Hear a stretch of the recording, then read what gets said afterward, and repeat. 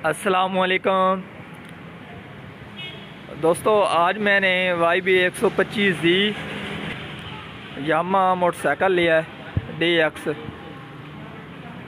तो पहले भी मेरे पास YB125Z था, पर वो DX नहीं है। जो मुझे शौक़ था कि मुझे इसका शौक़ यही था कि इसका अलॉय रिम और डिस्क का। तो जो पहले मेरे पास 20 मॉडल है वो भी बहुत अच्छा और ख़ूबसूरत है, उसकी भी कंडीशन बिल्कुल A1 है। तो उसके बावजूद भी मुझे इसका शौक़ था, ये मैंने ख़रीदा है। तो आपने बताना ये कैसी गाड़ी है।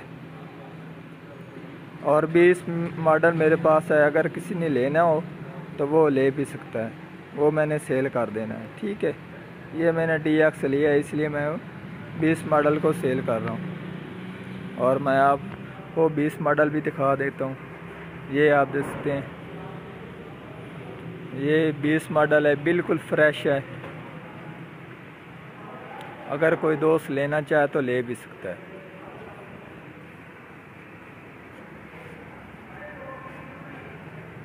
ठीक है जी। अब मैं सेल इसलिए कर रहा हूँ क्योंकि मैंने अब नया ले लिया है, अब मैं इसे सेल कर रहा हूँ।